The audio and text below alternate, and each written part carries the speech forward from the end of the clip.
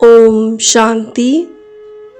22 अगस्त 2023 बाबा के महावाक्य। मीठे बच्चे, बाप आए हैं कलयुग की महफिल में। यह बहुत बड़ी महफिल है। इस महफिल में तुम परवाने क्षमा पर फिदा हो पावन बनते हो। प्रश्न: यदि बच्चों का पुरुषार्थ अब तक भी चींटी मार्ग का है तो उसका कारण क्या है? उत्तर: कई बच्चों में रूठने की आदत है। बाप से रूठकर पढ़ाई छोड़ देते हैं तो माया नाक कान से पकड़ लेती है, इसीलिए पुरुषार्थ आगे नहीं बढ़ता, चींटी मार्ग का ही रह जाता है। बच्चों को मुरलीधर बनने का शौक चाहिए, सुनकर औरों को सुनाना है, रिजल्ट देनी है। जो भी बच्चे मुरली मिस करते हैं उन्हें पढ़ाई का कद्र नहीं, वह कभी भक्तावर नहीं बन सकते। मुरली का गीत है, महफिल में जल उठी क्षमा। ओम शांति। परमपिता परमात्मा शिव को क्षमा भी कहते हैं। नाम बहुत डाल देते हैं तो मनुष्य मूंझ गए हैं। आत्मा भी ज्योति स्वरूप है। अब तुम जागती ज्योत बन रहे हो, क्षमा आई है। यह महफिल तो बहुत बड़ी है। कोई तो आकर बाप का बनते हैं, बाप का बन जीते जी फिदा हो जाते हैं। देह अभिमान छोड़ा तो आप मोए मर गई दुनिया।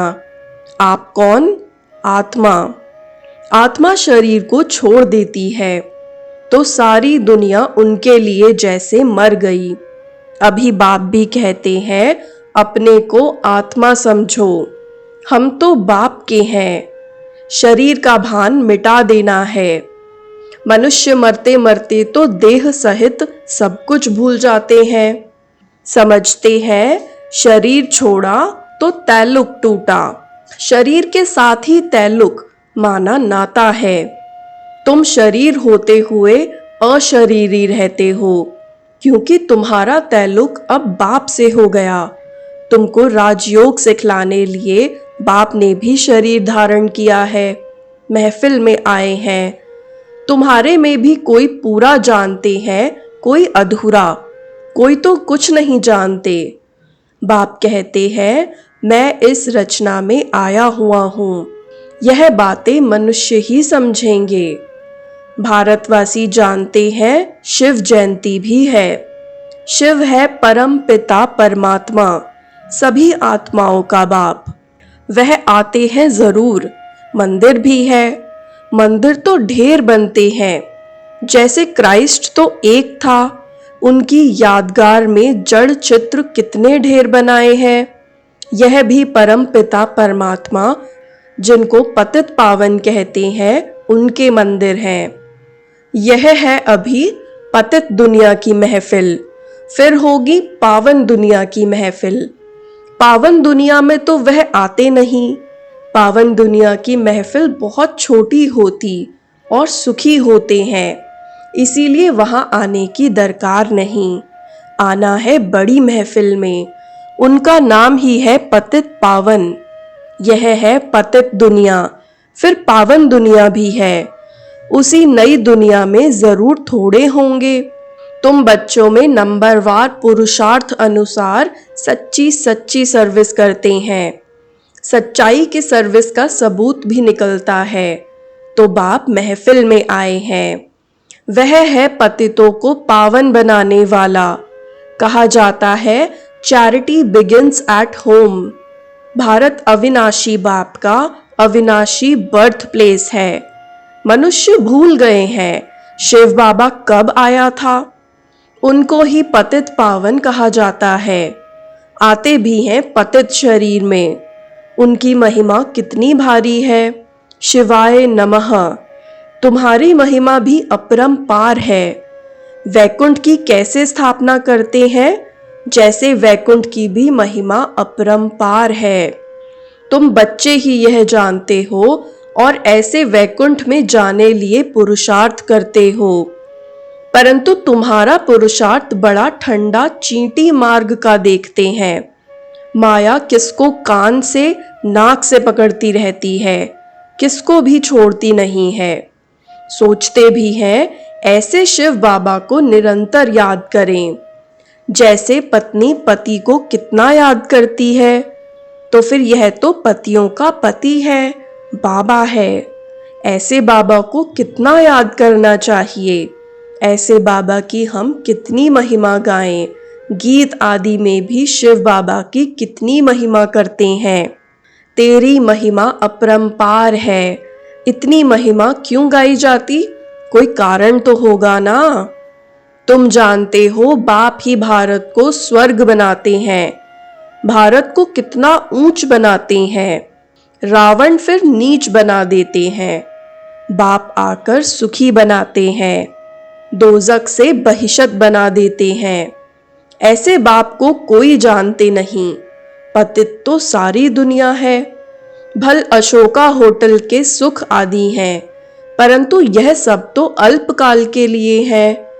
यह है मृग तृष्णा समान राज्य, पाई का भी इसमें सुख नहीं, दुख ही दुख है। सतयुग में राजा रानी तथा प्रजा कितने सुखी रहते हैं, अभी तो कितना दुखी हैं। कितनी रिश्वत खाते, कितने पाप आदि करते हैं। भारत दैवी संप्रदाय था। भारत की महिमा बड़ी जबरदस्त है, जो अब तुम जानते हो। भगवान की महिमा गाते हैं, याद करते हैं, परंतु जानते नहीं। अरे भगवान कहते हो तो भगवान का पूरा नाम चाहिए ना। उनका नाम है शिव, उनकी सारी महिमा है। मनुष्य उनके नाम, रूप, देश, काल को जानते नहीं। कह देते उनका नाम रूप है नहीं। कहते भी हैं परम पिता परमात्मा परम धाम का रहने वाला है।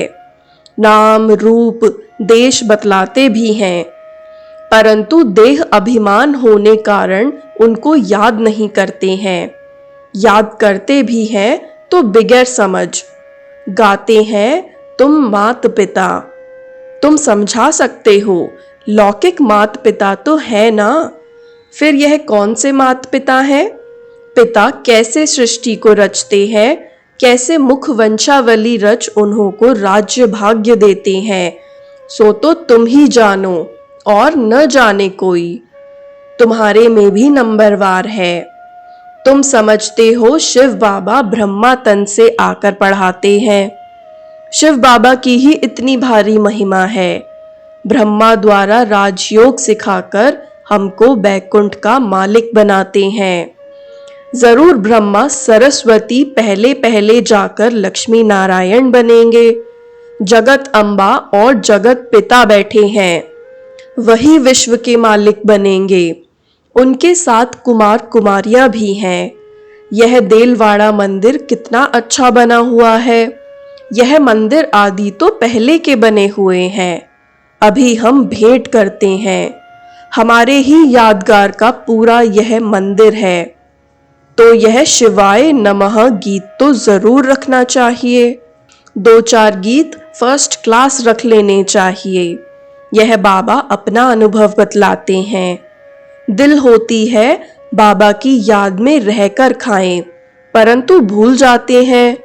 वो तो कहते हैं मैं अभोक्ता हूँ। उनको यह नहीं आता है कि यह अच्छा है व बुरा है। बाप कहते हैं मैं आता ही हूँ तुम बच्चों को पतित से पावन बनाने, क्योंकि रावण ने तुम्हारे ऊपर जीत पहन ली है, अब फिर उस पर जीत पानी है। रावण तुमको कौड़ी जैसा बनाकर देवाला निकाल देते हैं। भारत का अब देवाला है ना, फिर तुमको सॉल्वेंट बनाता हूँ। इनसॉल्वेंट बुद्धि मनुष्य ही बनते हैं। तो यह शिवाय नमः का गीत बड़ा अच्छा है। नंबर 1 उनकी महिमा है। फिर भारत की भी महिमा है। वंडरफुल भारत था। गाते तो है ना, स्वर्ग था, हीरे जवाहरों के महल थे। फिर वह कहाँ गए? माया की कैसे प्रवेशता हुई? सतयुग में देवी देवताएं धर्म श्रेष्ठ कर्म श्रेष्ठ थे। भ्रष्ट कर्म कराने वाली माया वहां होती नहीं और यहाँ के पुरुषार्थ की प्रारब्ध तुम पाते हो। तुमको कोई दुख होने की बात ही नहीं, पाप करने की दरकार नहीं। यहाँ तो पैसे के लिए कितने पाप करते हैं, वहां तो बहुत धन रहता है, बेहद की राजाई है ना। गाया जाता है भारत दैवी राजस्थान था। जब दैवी राजस्थान था तो देवी देवताओं का धर्म श्रेष्ठ था। बाप आकर श्रेष्ठ देवी देवता धर्म की स्थापना कर रहे हैं। तुम जानते हो हम श्रेष्ठ बन रहे हैं, तो कोई पाप का काम नहीं करना है, डर रहना चाहिए। अच्छे अच्छे बच्चों को माया नाक से पकड़ पाप करा देती है। अभी तुम जानते हो महफिल में बाप आए हैं, कैसे मुख वंशावली बनाए उनको श्रेष्ठ बनाते हैं। जरूर शरीर को तो लोन लेना ही पड़े। कहते हैं मैं साधारण तन में आता हूँ। यह अपने जन्मों को नहीं जानते, मैं बतलाता हूँ। इनका नाम ब्रह्मा रख दिया है। ब्रह्मा में ही प्रवेश करता हूँ, क्योंकि ब्रह्मा द्वारा स्थापना करनी है। ऐसे थोड़े ही बौद्धि, इस्लामी व सिख में प्रवेश करेंगे। बाप कहते हैं मुझे उस तन में प्रवेश करना है जो पहले पहले सूर्यवंशी श्री नारायण था, फिर उनको ही बनाता हूँ। यह अपने जन्मों को नहीं जानते हैं। यह है ज्ञान कांड, ज्ञान बाप ही देते हैं। फिर वहां भक्ति का नाम निशान नहीं। ज्ञान मार्ग, भक्ति मार्ग कहा जाता है। आधा कल्प भक्ति कांड, आधा कल्प ज्ञान कांड चलता है। यह भी ड्रामा में नूंद है, पतित बनना ही है। बच्चों को अच्छे अच्छे राज समझाए जाते हैं, गाते भी हैं। भगवान आकर भक्तों को साथ ले जाते हैं, परम पिता परमात्मा को याद करते हैं। बाबा आओ, माया रूपी जंजीरों से आकर छुड़ाओ, हमको लिबरेट करो। जो भी मित्र संबंधी आदि हैं, सबको लिबरेट करते हैं। फिर वहां दैवी माँ बाप मिलेंगे, तुम देवी देवता बन जाएंगे, तुम्हारी आत्मा भी प्योर हो जाएगी। अभी तुम्हारी आत्मा पतित बनी है, सो फिर पावन बनेगी। अनेक प्रकार के चित्र हैं, जिसका ऑक्यूपेशन कुछ भी नहीं। जैसे गुड़ियों की पूजा करते हैं, मैं ना गुड्डा हूं ना गुड्डी हूं, मैं तो हूं ही निराकार। गुड्डा और गुड्डी मनुष्य हैं, मैं नहीं बनता हूं। मुझे निराकार ही कहते हैं।